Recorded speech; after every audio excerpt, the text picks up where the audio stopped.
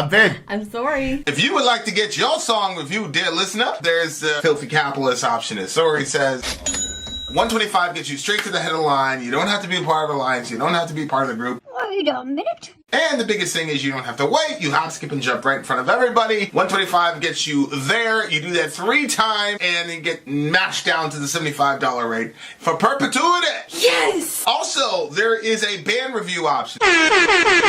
So if you've got a band and you're trying to get your band some exposure, hit me up at villageXchange@gmail.com, and I'll show you the details about how to pull that off. You can also jump on Patreon, and there is a option on the tiers to be able to get your band reviewed. Yep. Obviously, we can't lie to you, so we can't guarantee a positive review.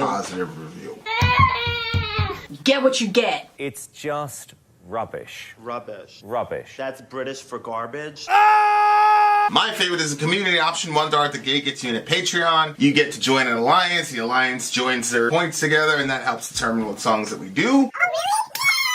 The alliances hang out on Discord. Message me on Patreon to get the link. And they do all kinds of other cool things. They do Minecraft, Dungeons and Dragons. Yeah. It's really a community within the community. Anybody can go into Village, Facebook.com/Vin and Sori. There's 160,000+ people on the channel. What's cool about the Discord is that it offers a real opportunity for community connection, friendship, that type of thing. And it's on Discord, so if you're not a Facebook person, it's for you. You start off at $1. Right. Plus you get exclusives. Sori and I are working on a song. So the first 15 seconds of that was on Patreon. Also, at $15 tier and above, when we actually debut the video, they're going to be there live with us. There you are, dear listener. Buy our merch. Buy our merch, indeed. Gabe. Chow should lead them. What happened? Look at this super cute message from Gabe. Just FYI, I run y'all on Twitch too. I'm one of your 2 viewers there. Keep it up. We did that one Thanks, Madden. Gabe. We did that one Madden game. We'd have like 500 followers right now if I'd have kept up on that Madden shit. Seriously, but you know why? Because people would pay money to see me lose. Because that's how people are to me. People are crazy. They want to see me lose. You know what I'm saying? it's so true. But I People- don't know they if the get villagers are like that. They get obsessed. Oh, yeah. There are some like that? Oh, yeah, 100%. You don't have to hate somebody to want to see them lose. It's just a little bit of jealousy. You know what I'm saying? Oh. Okay, this, dear listener, is the big homie Gabe, who tonight has been our DJ, as you can see down there. And he did has a great been, job with his makeup. It has Excellent. been, well, one, his makeup is insane. 2, his it's picks. been banger after banger after banger. So- Deep songs, controversial songs, tears were shed, Yep. blood is red. There's 4 songs on his stream. Who's the greatest guitarist in the world? His name is Head. All right, so the last song that we have on our amazing stream is Pearl Jam, and the song is Release. And Wait, we have what- something to read when it finishes. Wait, what do you mean? If you play me in Madden? You play Madden, Amy? Amy, if you beat me in Madden, I would close the channel. I would end the channel. Okay, stop. I'd end the channel. Stop. No, You honestly. stop saying that. Honestly, because 1, we need the channel, and if 2, Amy- you don't if- know how good Amy is. No, nobody can beat me in that. Not in the village. How could you even know something like that? I just know. Okay, you're What very else I know rude. is that we are. Come on, she's a girl. You're gonna beat me. What I look like letting a girl beat me in Madden? What's wrong with It's you? just buttons. Same thing. Okay, guys. Rude. Here we go. This is Pearl Jam. This is Release live in Holland 1992. Let's get it.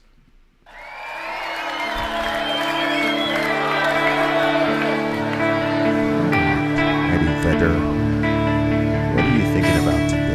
Gabe, the stream.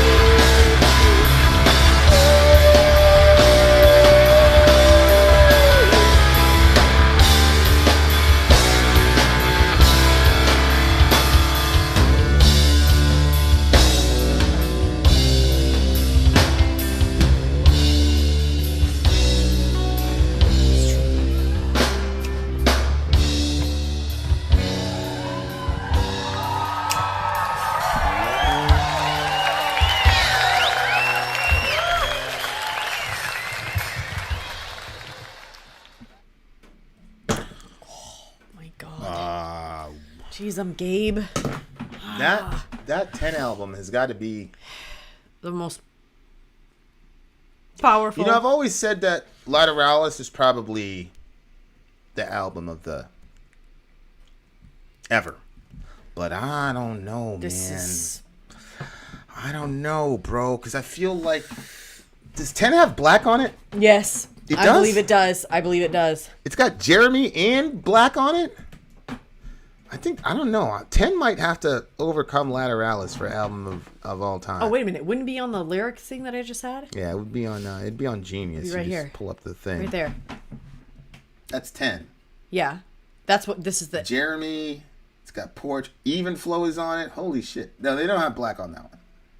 Black is right here, babe. Holy Number 5. shit. No, they do. They have Black right there. Even Flow is on there. Jeremy's on there.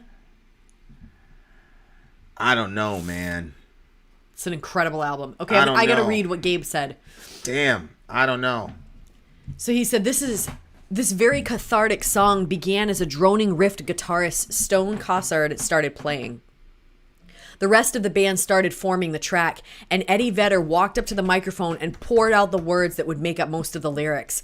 It was a very emotional song for Vedder, who was thinking about the pain and loss he had been through. He found out as a teenager that the man he thought was his father was actually his stepfather, and his real father died before they could connect. Eddie realized that the song had a similar meaning for his bandmates, who were still dealing with the death of Andrew Wood, who was the lead singer in Gossard and Jeff Amente's band before they formed Pearl Jam. Release was one of the first songs Eddie wrote with the band, and it's one that helped them find common ground. We are strangers, but we were coming from a similar place, said Vedder. At first, the song was almost 10 minutes long, as Vedder did release a lot of words when he started singing it. Pearl Jam kept tape rolling during their rehearsals, which came in handy when the song came along in a burst of inspiration. Vedder got those tapes from a friend at Virgin Records who gave him recordings made of their artists that they weren't going to send out. The tape they recorded over for this track was by Kipper Jones, an Atlanta-based soul singer. Man. Yeah, so God. Father wounds, man. That's the thing. That is just wow. We covered a song, right? Well, he did a song where like the kid found out that he wasn't his dad and all that, and something that's about the boots or something like that was in there, right? Yeah, and then the comment section helped us out a lot because was that during Grunge Week? I'm not sure, but probably. comment section helped us out. Basically, he because we don't research songs before we do them, so we rely on the comment section, or if you guys do this on a DJ stream, people will put some notes and give us some direction, but that must have been really fucking hard, man. Yeah. Finding that out, it's not your dad. I mean, and the guy raised you. That was his stepdad.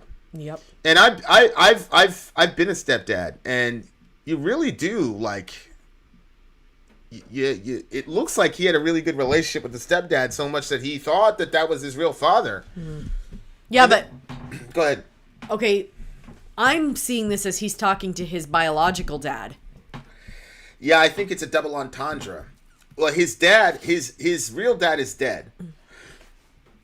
I agree. I think he's talking about the most immediate one, which is his father. But at the same time, his other father participated in this deception. I know, see what I'm saying? Your mom and your shouldn't dad do that. lied You to shouldn't you do about that the to most kids. fundamental part of your existence. Yeah, you really shouldn't do that. Like that's pretty. Yep. But at the same time, we can sit back and judge, but we've not been in that situation. No, I mean, I can't see myself doing that, but I'm not sure. I don't know. You know what I'm saying? Well, I think that no matter when you broach that topic, it's going to be a painful one, which is why you should just do it from the beginning. I swear I brought my Pepsi in here. Okay, go ahead. That's not it. So, like, there's this one family that adopted a couple of kids.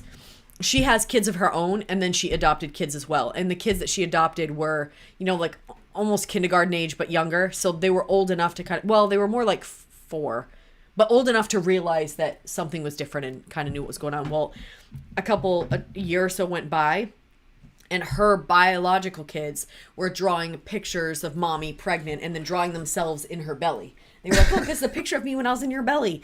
And so then the adopted children did the same thing. And so the person that I was talking to, both of us, like, at the same time thought this to say instead, like, because she was like, well, you know, that's not how you came to me. And then she's like, she asked him, how did you come to me? And then, you know, the little girl was like, well, I came to your steps and you let me into your home. Because that's how the state had brought them to the front steps. Yeah. And then that's how they ended up in there. But I said to the person that I was talking to, I said, I would have just drawn a picture, like drawn a woman with a big giant heart.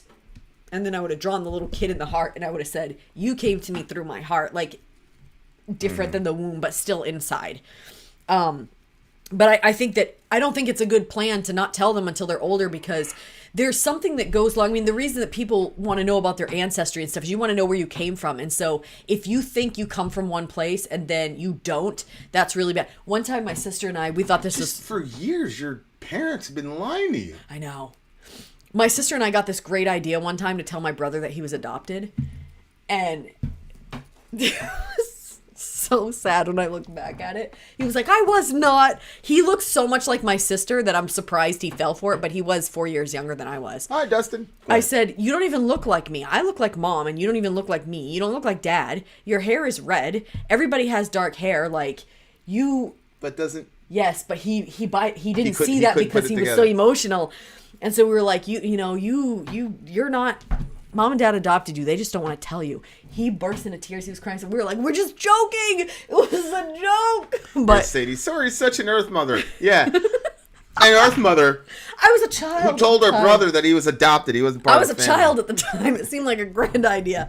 But I think that, you know, so when this song was going on, the... Oh, dear dad, can you see me now? There is a desire inside of the heart of children to be seen and known by their parents. And it's very real. It's good. And I think that a lot of us can attest to that because we're adults and we were kids once. But it's very important that we look out for that in our children and make sure that they understand that we do see them. So when this song was going on and he got to the part where it was like, oh, dear dad, can you see me now? I am myself like you somehow. I loved that line. Because sometimes what parents can't stand so much in their kids is what they are, and they see it in their kids. And wait, say that again? Sometimes what parents can't stand in their kids is because it's their own reflection in their kids that they can't stand. Yeah. And so when he said, I'm myself like you somehow, like, you know, my dad and I don't have the type of relationship that I would dream of. I would want a really like close relationship with my dad and a very real relationship, but like stuff of value doesn't really seem like it gets like discussed. Doesn't feel like there's a lot of depth to it. I love my dad loves me. It's just not deep enough for me. But then I liked that line where he said, I am myself like you somehow, like, and that is exactly like my dad, for all his faults and flaws and wonderfulness, like he's himself, and he's not going to adjust that for anybody, like he is himself. And his mother was like that. Yeah.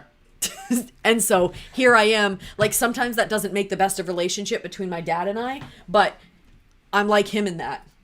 And I'm not going, like I have other siblings that will adjust themselves so that way they can fit with, and I'm not going to do that. And my dad's not going to do that. And so we are what we are. But then the one other thing that I thought when I was listening to the song, aside from the emotion of it, and you know, was when he said, I'll wait up in the dark for you to speak to me. I'll open up, release me, release me, release me. And when he was doing the release me part, like you could feel it, like the release me. And I was thinking, like, I kept like hearing so clearly. Shout out to Acid. Sorry. What? Shout out to Acid Bath Archive. Thank you so much for those videos, bro. Appreciate you. They're in here? Yeah, he's... That's crazy. We used 2 of your very videos. much enjoyed your stuff. We used 2 of your videos today, and it was... you did a public service. You Say did. it that way. You did. Okay, continue. Talk about the release me part, like the thought that I had like so clear in my head was, we can't wait for other people to release us. You have to release yourself. And because some people will release you. And so you have to release yourself and just... So... Holy shit.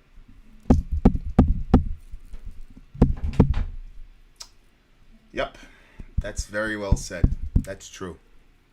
Now the only thing is, can I do it?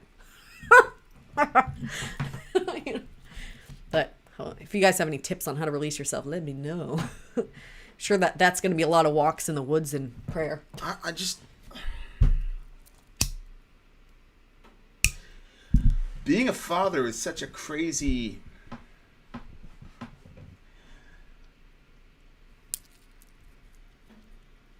It's a very big mystery to me. You know, because not growing up with my dad... Yeah. The vast majority of my life, I'm like, I'm never going to have kids. I'm never going to get married, blah, blah, blah. You know, like, because all I knew about relationships, they ended in divorce and blah, blah, blah. And my older brother was... our life was very complicated, but long story short, my older brother had more time, like more conscious time with my dad than I did. So when our mom basically kidnapped us from Jamaica to America, I love you to death, Ma, but holy shit. On his birthday, yeah. I love you to death, but holy shit. But you know, they had the point is, like, I didn't get to have that. I never saw my mom and dad together. Mm-hmm. Two, as far as like being in a couple. Two, my dad, like, he worked a lot, so I only saw him like in the evenings for an hour or two. But it was he was a. I mean, he's like, you know, our whole line is very, very involved fathers. Obviously, saw that. And then we were taken from him, and my mom had all the money and power. There's nothing he could do.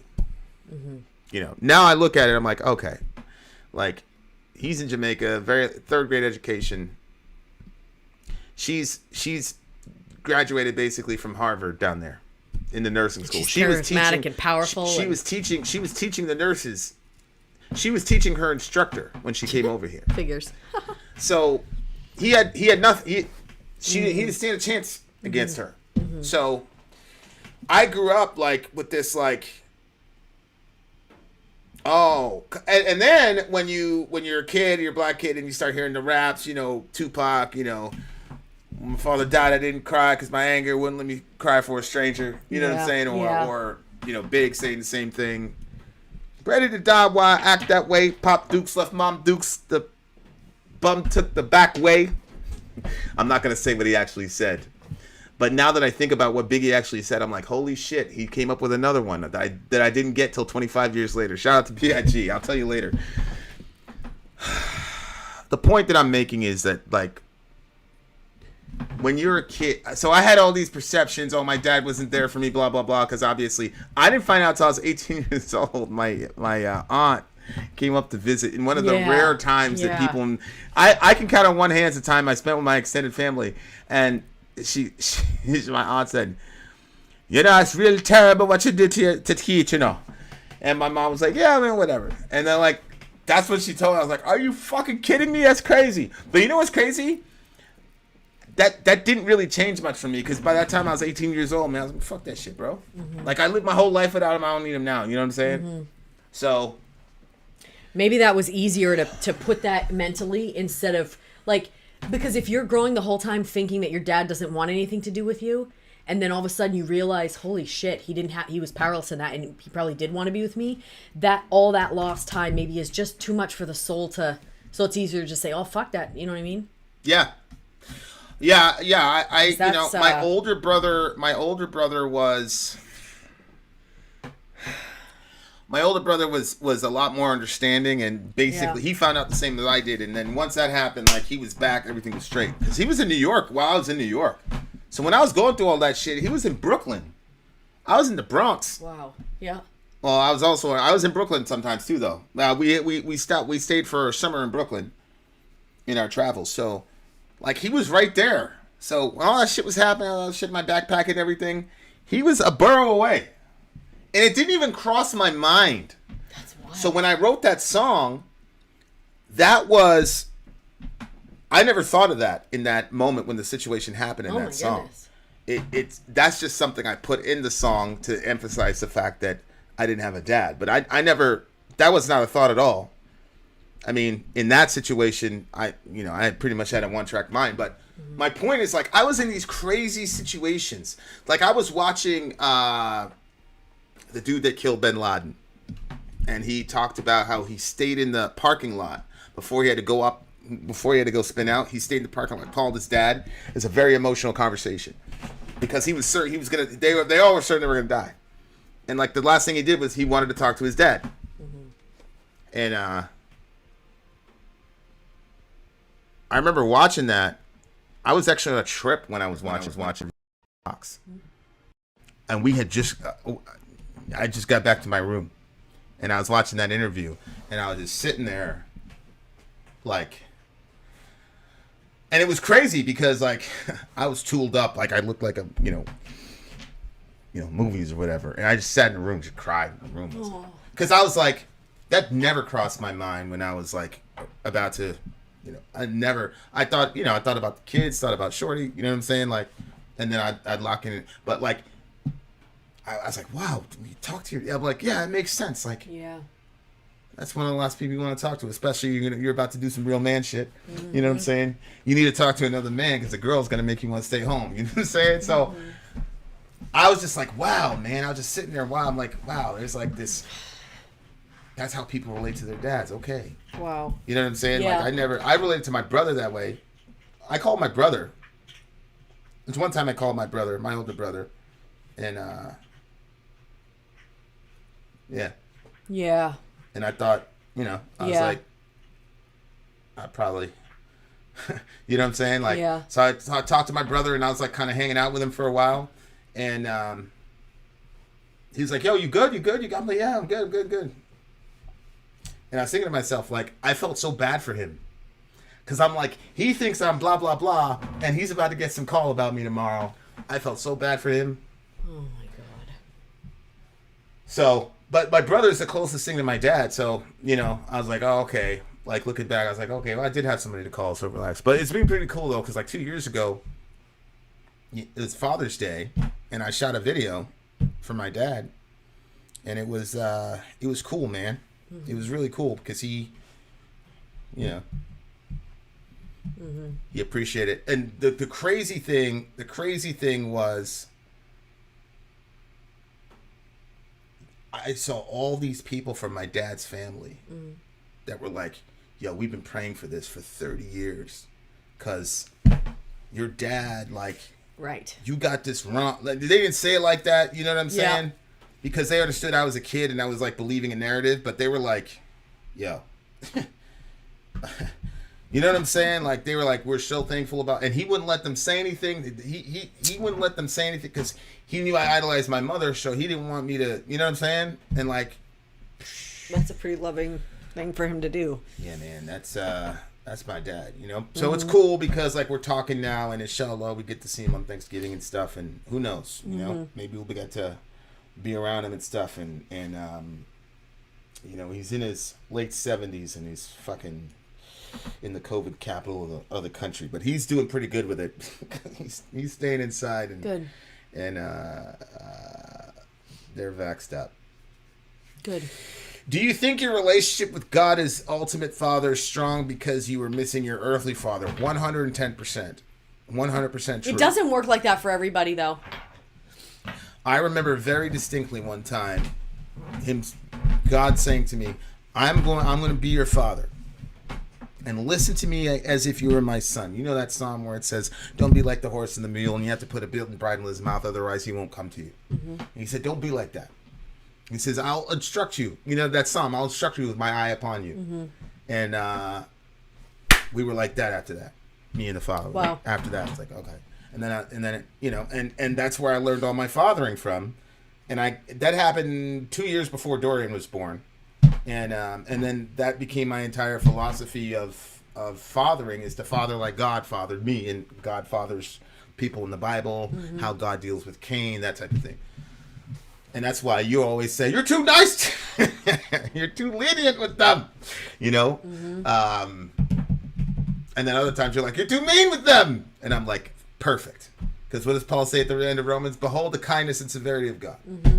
So anyway, but yeah, father wounds, man, it doesn't matter. It doesn't matter how hardcore you are. It doesn't matter how tough you are. It doesn't matter how much money you have. It doesn't matter what you achieve. It doesn't matter, man. Like your father's not there, man. That shit hurts, bro. It's really, really painful if you don't have your dad. So,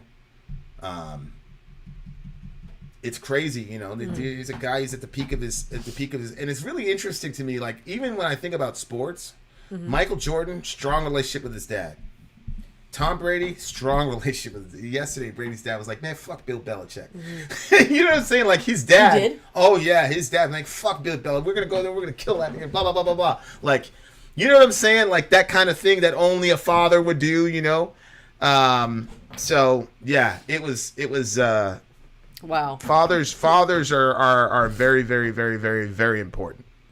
Very important. And if you didn't have a father, then or if you didn't have a good relationship with your dad, that fucking sucks for sure. Somebody asked, how do you release that without dying? And I think the answer to that question, at least for me,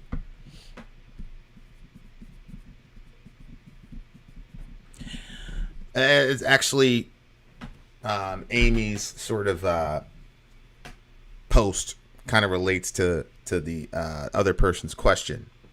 But when Amy said, well, you know, did you see God as your father when your other father? I think the way that I've released things is to say, what is the ultimate good? Which is funny, I just had this discussion. But that's a very, very big paradigm for me when I deal with the world, because I interface at times with suffering, and that's uncommon for regular people. So you say to yourself, like, what's the ultimate good? You say, this is a bad situation. Okay, if this is bad, what is good then? Is good the cessation of discomfort, the cessation of pain? Okay, you could say that. But then the question becomes, what kind of person would I be if I did not have this pain? If I wasn't the type of person that grew up with some struggles and things like that, what kind of person would I be? Would I be as crazy? For example, Medicare for All. You know the big reason I'm for Medicare for All? There's big macro issues happening, but you know what the big reason is? My stepfather. My stepfather is a diabetic. I remember he got diagnosed. I remember like pricking my finger to put the blood thing in to test the machine, make sure it worked before he got home. I remember all of that. And he lived and everything was fine. And then I hear this 28-year-old kid died. And I'm like, what the fuck? Yeah. That's happening? So the way that you release that kind of pain is to say, this is a conclusion I've come to. My goal in life is not to never experience pain, discomfort, sorrow, or suffering. My goal in life is to know God as best as I possibly can, because he is the ultimate everything. All of the relationships that I have in the world are metaphorical. So this relationship is a metaphor of Christ in the church. My relationship with my boys and my girls is a relationship between God the Father and us. My relationship when I minister to people is a relationship with the Holy Spirit and other people. So God is at the center of everything. And the closer I can get to God and the closer I can experience God, the more and more. And I've seen this phenomenon with every Christian I've ever ran into, no matter what their theological persuasions or dissuasions are. If you can find a way, if you can get into the presence of God and experience a deeper knowledge, experiential knowledge of God, every single time I've seen a Christian in that moment, they've 100% of the time said it is worth the price of admission. Never seen a Christian. I'm not talking about bad situation. I'm talking about you're in a horrible situation and then God shows up in the room. And if you're not a Christian, I don't know how to explain it to you. So I'm not going to try. In those moments, people, and they'll say it through tears, they'll say it through everything. Like, this is real world shit. This is not, oh, everything's happy clappy. Like, these people are bleeding, they're hurt, but they're like, man, this is at the bottom of all that gunk. It's fucking worth it, bro. I'm glad that my stepdad was diabetic so that I could pay attention to Medicare, because I wouldn't have otherwise, because I'm selfish. So I relate Alex Smith to my dad, to my stepdad. See what I'm saying? So all the pain I've ever experienced in my life, I have seen God use it to help other people. Yep. And that by itself is worth the price of admission. Period. And so my life isn't about... So the way that you release it is you say, okay, how is this going to bring me closer to God? And then how is this pain going to help other people? And if you can answer those two questions, what I have experienced in my own personal life is there's a certain peace that comes to you, and then you experience a certain degree of joy when you're able to convert your pain into comfort for somebody else. Mm-hmm. And so we were watching this movie yesterday. It's about the serial killer. And the people who wrote the movie, I'd recommend the movie. Mm-hmm. I think it's a good movie. What's the name of the movie again? It was about It was about Ted Bundy. No Man of God. No Man of God is the name of the movie. See, I said son because of Man of God. Right. Right. The movie was amazing because it really showed like the complexity of the human mind. Like it was unbelievable. This guy's a fucking serial. It was Ted Bundy. Horrible serpentine type person. I got to tell you, to my own shame, I hope his conversion was false. 100%. Oh, wow. That was a merciless motherfucking terrible evil person. Really Fuck Ted Bundy. And I hope his conversion was false because I'm still not perfected yet, obviously. That's why I say to you, I said, what do you mean flaws? That's I got to pick your brain about that because I'm like, Ted Bundy did not commit 30 flaws. Okay, so but my point is the movie. What I loved about the movie was that the people who wrote the movie were aware of themselves. Mm-hmm. So, for example, he was talking about how these detective magazines or whatever would display these women or whatever, and he was like, yeah, I mean they're giving you an instruction manual on how to commit these crimes and get away with it. And I told you, I said, okay, so they're not going to go into the details of how he killed these women and got away with it because that's the way for the movie to say we're not going to do that in this movie. Okay, so there was one particular the moment. Movie's out. Yeah, the movie is out. You can get it on HBO Max. Guys, we're going to do like a movie theater thing like every 2 weeks because we've got HBO Max. We'll probably like do a $1 ticket. Maybe we can talk about it afterward. But hold on for a second. So there was this one specific scene in the movie where James Dobson, who's a Christian, is sitting there talking to Ted Bundy, this fucking horrible killer. And James Dobson is all like, because in the movie, he was portrayed as wanting him basically as the elk on the wall. Like, look, we converted Ted Bundy, blah, blah, blah.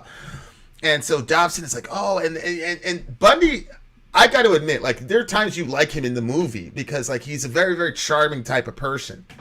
And so Dobson is sitting there and they're vibing, and then it cuts to this girl who's like like a secretary or something, and she's holding the notepad and she's watching these two dudes interact, and they're talking, and this guy murdered 30 women.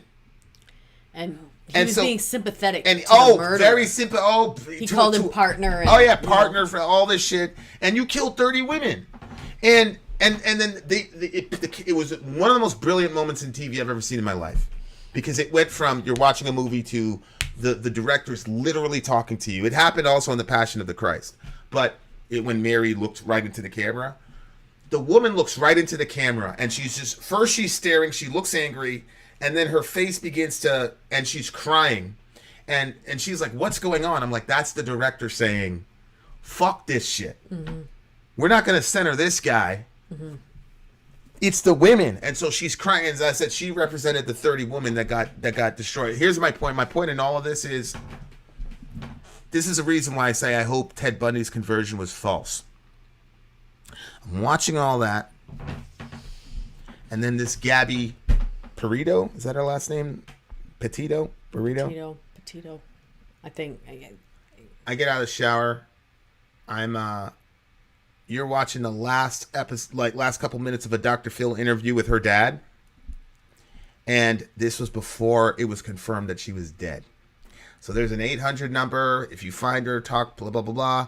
And Phil goes, well, what do you think? And he goes, no, I can't. He's like, I got to think we're going to find her because if I don't, I won't be able to get up off the floor. And that was the end of that interview for me because... Man, when you're a father, anytime you lose a kid, it's horrible. But you called me up one time. Dorian got in a fight with this kid, and the kid was, not taught very well.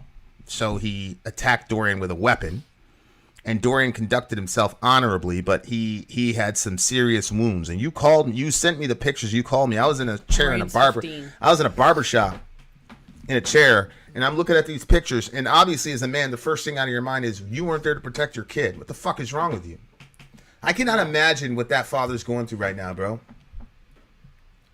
Because you'll never understand unless you're a man. I think women feel it deeper, but my point is, your job, and you can say it's societal or whatever, your job is to be a protector, and this happened to your daughter. And so I'm watching this movie, and that's why I'm so sorry, but I was fucking done for the rest of the night, because I'm like, this is happening with this Gabby girl, and simultaneous I'm watching a guy who murdered fucking 30 people, bro, and created 30 Gabbies. And I'm like,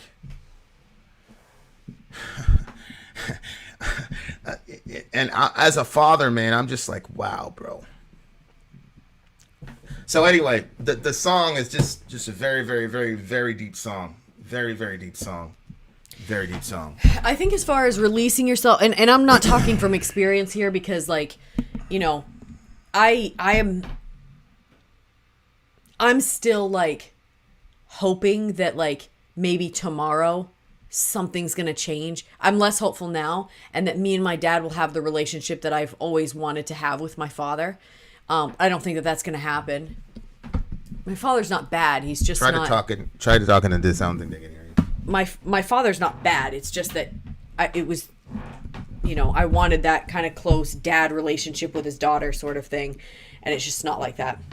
But so it would bother me for years, just kind of maybe will my dad be, and I don't want to say too much because I don't want to dishonor him while I'm explaining it, but one thing that's been helpful, and I don't know if it's a good thing or if it's a not good thing, let's let Vin kind of put a stab at it after, is I've been starting to say to myself, I don't think that this is something that can get resolved on this, in this life. And I do believe that there's a life after this one. And so I'm perhaps the necessary tools to change him, to change me, to bring us together is just not something that's going to happen here.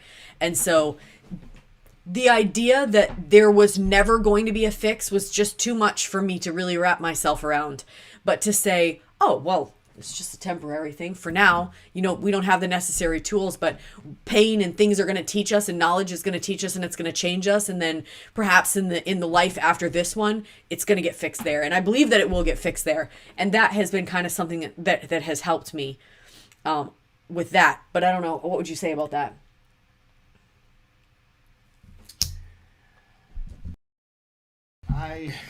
I think that is true of every relationship between parents and children on a scale.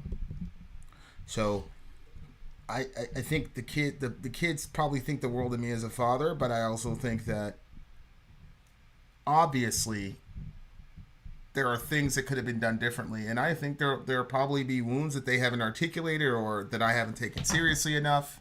You see what I'm saying?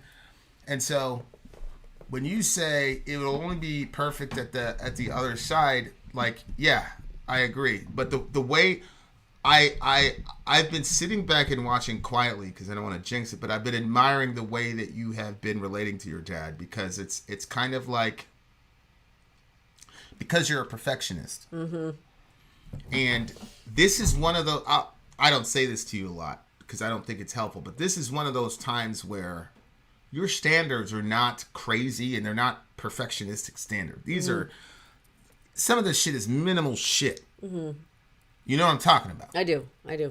So I struggle with that with him. Mm-hmm. You see what I'm saying? I'm being obviously vague here. Mm-hmm. Yeah. Because you know where I came from, and you know how, we would have solved those problems. You see what I'm saying? So that's something between me and him that's never going to get resolved on this side. Mm-hmm. That to me is as me. I'm not talking about you and him. I'm talking about me. I know. So I think that that's true of every father-child relationship. But I love the way that you're dealing with it because we got to come up with a better adjective. But settling, maybe accepting that. No, hey, I think I'm releasing him. Yeah. I'm releasing him to say, and one of the things that's been helpful with that's good. Is to look at, I look at my grandmother, his mother, and I say, she had some undocumented issues. You know what I mean? Like 100%. And so 100%. To answer one of your questions, we believe that you're born with issues. People are born sinful, and that your life and your circumstances kind of props that up for good or for evil. But nobody's perfect when they're born, and that just kind of gets worked out more. Which is why we don't have to teach our 2-year-old to share with our 10-month-old. I mean, we have to teach him to share because he wants to say everything is his and take everything. Nobody taught him to be selfish like that. He's just selfish. But I think that, releasing him is a process that I've been working on, and just saying, like I'm not a perfect parent, I'm not a perfect parent. And so he's not a perfect parent either. And you can only be as great as what like the knowledge and understanding that you have can really help you, but sometimes it's hard to face certain things about yourself or about other people, and I think that makes it more difficult. But anyway, my thing that I've been working on lately is just saying, he's doing what he can with what he has. Because that's one thing I would say about my dad is I don't believe that he ever said, you know what, F it, I don't care. I think that I agree with that. Everything that he's done has been, a lot of what he's done is motivated by fear. And I think that fear makes it so that way he doesn't handle situations like he should or could. And I mean, well, even in, I'm not going to go there. I'm not going to, yeah, that's a little much. I'll tell you later. But, people are motivated by different things. And I think that, he's doing what he can with what he has. And so I'm releasing him. And by doing that, I'm releasing myself as well. And it's a process, but I can't live under that shadow anymore. That need to have. The other thing too, is if you need that relationship to be a certain way from somebody else, like let's say with the dad relationship, because that is something that happens a lot of times with girls. So you don't have a good relationship with your dad, or to the degree that you need it to be. And it makes it so that way you start wanting to find that you're missing in somebody else. Because you want to fill that spot. Well, Vin is not my dad. Vin is my husband. And that is not a role that I should try to be stuffing him into, because it's not going to be good for either one of us. So, but it's easier to let that stuff go and not put that pressure unnecessarily on other people when you can just say, I'm going to try to practice some releasing here. So, yeah. But, one person in the comments said that they, sometimes they can't even stand themselves to even look at themselves in the mirror. And I think that a lot of people have felt that way. I know I've felt that way before. Have you ever felt that way? What? You just can't stand yourself. You don't want to see yourself in the mirror. You know what I mean? Like, or is that something you've never experienced? I don't know. Good song. But one thing about that has helped me is reading in the Bible. The Bible helps me because it makes me feel like I'm getting right perspective. Because sometimes I feel like if you look through the mirror at the room, stuff's not right. Like if you have to like do a project by looking at the project in the mirror, like you can't seem to get the things right because your hands are like, they're flipped. Everything is flipped. And so I think that sometimes I start feeling like everyone around me and everything around me is now telling me how things should be, and then it makes me feel like off, like, well, what is actual reality? And so that's kind of my like set me right, is I start reading the Bible, and that's mostly been extremely helpful for me. There are times where I read the Bible and I got nothing out of it, and that just not a further magic discouraged book. me. Yeah, it's not. It's not. But it has been helpful in a lot of instances, but it's not all the time. I do want to address one thing before we close out this video, and we've taken a pretty circuitous route. So Pony says, a white lady goes missing, murdered, no disrespect. People lose their minds, yet every year hundreds and thousands of native indigenous women and children go missing or murdered. Nobody cares. I had a friend who basically said, if you say stuff like that, fuck you, blah, blah, blah. Now, that friend, as some of you know, worked with me when 2 of our coworkers were kidnapped, assaulted, and murdered. And One was even pregnant. One of whom was 7 months pregnant. Both of the ladies were white. So she's looking at the Gabby situation and thinking about, Christine and Donna. Mm-hmm. Pony's looking at the situation saying, what the fuck? There's 1,000 Christine and Donnas every year. They're both right. Mm-hmm. She's right. Pony and Larry sent me an email, I want to say 4 months ago, on missing Native women, blah, blah, blah. After Pony sent me that email, then the whole thing of the school came out. I didn't do a single middle America on it. This white lady goes missing. We've got like 3 episodes on it. We're doing research for the other ones. So you cannot say that that's not a valid concern. Mm-hmm. It's a valid concern. It's a valid, absolutely. It's a valid call out. I respect it, Pony. I do. And I addressed it on the Middle America show as well. And we're going to commit to doing some research and bringing some light to that for sure. Mm-hmm. But I do think that it's important. It is important. Absolutely. Because we're talking about fathers and daughters and fathers and kids here. And those girls have fathers too. Right? And besides all that, we shouldn't do that to each other. But anyway, fathers are important. Actually, this is kind of like the father stream. There's a couple songs about the father. I know. So dads are important. And so, guys, we got to... So women, don't rob them of that opportunity. Just before we started this broadcast, one of my friends on this channel who recently had a child, their child died.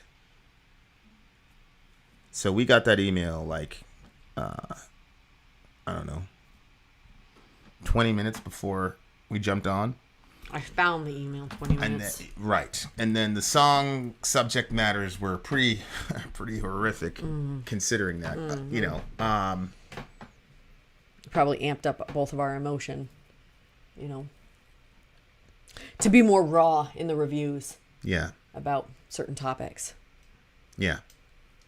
So I just want to say, like, shout out to Sori because she was crying through the entire 3.5 hours for this guy. But when you're in a channel this big and things like that, and you get close to people, you're going to hear bad things happen. On a people, they're like, yo, Vin, why are you surrounded by so much death? Like, are you cursed? I know. And it's not that we're cursed. It's that when you reach out to people, and the more and more people you know, the more and especially when you start loving and caring about people. Exactly. Then people are more likely to talk about their pain. Correct. Right. Because I would have seen this dude and just walked right by him. You know what I'm saying? Like, I would have never known unless, we had that relationship. So to me, I used to be like, what the fuck, blah, blah, blah. But now I'm like, okay, this is an honor that God trusts me enough to give me this person who's in pain. Because God's like, you know what? If I give that person to Vin and Sori, they're going to love them and pray for them, take care of them. And so I take that shit seriously. So I'm not going to sit here and feel bad for myself. Oh, we had a bad week, blah, blah, blah. Sean died, and then this happened. Yeah. Look, we're all here for each other. And we got to take care of each other. And the cool thing about it is I'm watching the streams and, we got somebody in some trouble and people are coming around trying to help them. And that's all we can do, guys. So, you know who you are, homie. Love you, praying for you. Please reach out to us. I'm going to, I tried to call you, but obviously you're with your family now, bro. So take your time. But I'm here, man. Literally fucking 24/7, bro. That's what I told him. I said, just anytime. 24/7, hit me. It was really cute because when I opened the message, I was like, and then you were so cute. You didn't even read the message. You just pulled me in really quick. Like, I knew it was bad. But it's good. And the other thing too is that I love that you cry for people. we will. You nobody should be uncried for. And that's the other thing that I loved about that movie when that girl was crying, because he didn't admit to all the women he killed, so it was all anonymous. So it's like, none of these people should be uncried for. Whether his victims, you know, Gabby, and all the native anonymous, like, nobody should be uncried for. So that's like one of my. I told you yesterday, your eyes are one of my favorite things about you. It's because of that, like how quick you are, how passionate you are, how compassionate you are. The minute you hear other people, yes, you're like one of the few people left that still has a fucking soul, man. We've been like automatized almost with all this technology. So I love the hell out of you for that shit. You're the greatest person in the world. All right, guys. Love you guys. Much love to everybody. Very long review. Do what you will with it. 10.5 for me. Would you give it? Oh. We are music reactors. It was an 11 for me again. Vin out. Sori out. Gone. Holy smokes. De Herrera, to answer your question, yes.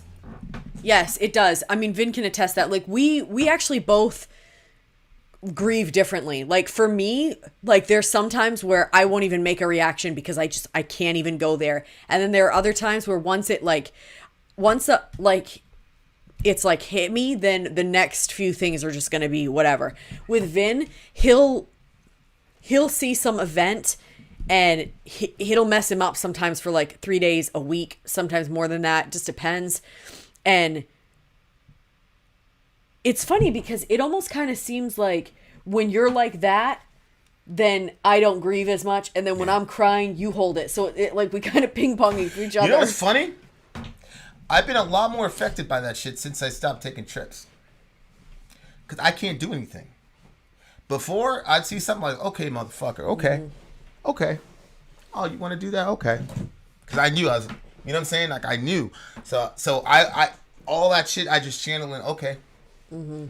We're gonna hurt you. We're gonna kill you. You know what I'm saying? Mm-hmm. Now I can't, it's not like that. So now I'm just stuck with and it's like, well, listen, when you were doing all that shit, great. You got, you whatever for yourself. But 60 million things are happening in the world. You can't stop it. It's crazy. All right. Roger that, Pony. I agree with you 100,000 trillion %. Okay, guys. Thank you. Thank everybody. We love you guys. We appreciate you guys. Sadie and Alan, we will pick this up soon, but it's fucking 2:00 in the morning. What I do want to do, though, Sadie and Alan, is I want to leave you guys with my definition of original sin so that you guys have something to play with. And then when we have the conversation, you guys will be more prepared. Hey, CB, good to see you, bro. Did you know that Acid Bath Archive is Sammy, one of the guitarists in Acid Bath? Oh, no, I didn't know. Shout out to Sammy. Give us an interview. Right. Bitch. I feel like they're the kind of band that would enjoy that. They would find that acceptable? They would find it acceptable. Do you find it acceptable? He's probably gone. Okay. Applejack. By the way, Applejack, bro, my phone is dead. Okay? So I have to go to... I got to go to the Apple Store on Sunday get a new phone. So that's if you've been texting me. Yeah, but does he have Facebook? He can contact you on Facebook Messenger. Yeah, but we talk pretty regularly. So well, I know. I didn't want you to think that you were texting me, bro, and I was ignoring. I wasn't ignoring you. My phone is dead, but I'm gonna get it fixed soon, inshallah. So I just want you to know that. I'm glad you're safe in the rack. You also need to get the fuck out of Chicago, bro. And you need to really, you and Shorty need to think about that little proposition. Huh? Okay. Perkinos goes, look at Perkinos, $20. Here's money, he says. Here's money. I love Perk. I love Perk, bro. I love him so much. Perk. Honestly, I love the guy. Okay. Okay, so here's my definition of original sin, okay? Original sin is our propensity since the beginning of our consciousness to prioritize ourselves above God and others. Okay, so I will say that, I'll say it another way, that original sin describes the human propensity to love ourselves at the expense of God and others. That's Wait. Say it again. Original sin describes the human propensity to love ourselves at the expense of God and others. So that is, and then I'll define sin that way: loving self over God and others. Yep. Right. Yep. So that's how I'll define it, and then and what I'll say is when Adam sinned, that it had epigenetic consequences to our spirituality. In much the same way that my son inherited my brown eyes, when Adam committed that act, it altered his DNA such that he now has that propensity. And then he passed that on down to the rest of us. That's what I believe happened. So when he sinned, it happened epigenetically for him, and then after that, it happens genetically for the rest of us. That's what I believe. Okay? So it's our propensity to love self at the expense of God and other people. Daniel's mom said it's bedtime. Let's talk about that. It's bedtime. It's 2:00 in the morning. Everybody should go. And then I love Pony, but that's heresy. Mary was not born without original sin, but Pony's a Catholic, and so that's because what if she was believes. born without original sin and then she didn't sin, then that would mean that she could get to heaven without Jesus. She's in his sacrifice is unnecessary for her. Right. Okay. Having said that, dear listener, we're out of here. Shout out to Pony though. Look at her talking about the Blessed Mother. That's so cool. I don't care. Shout out to the Blessed Mother. I love me some Mary anyway. He does. He really does. I'm not Catholic. I'm just a catechumen. All right. You're a student. All right. My bad. AT, that is the Immaculate Conception, but we're Protestants, so we're going to say that that's heresy. You know what I'm saying? All right. I sleep at like 9 a.m. Yeah, me and you both. All right. So, CB, I love you, buddy. Stay safe. As soon as I get my phone, we'll be able to chill and talk and shoot the shit like we always do, bro. I just really didn't want you to think that I was ignoring you, bro. That goes for everybody, by the way. If you were trying to text me or call me, I wasn't ignoring you, family. I was just angry at my phone. I love you guys. We got to go. Vin out. Sori out. Gone.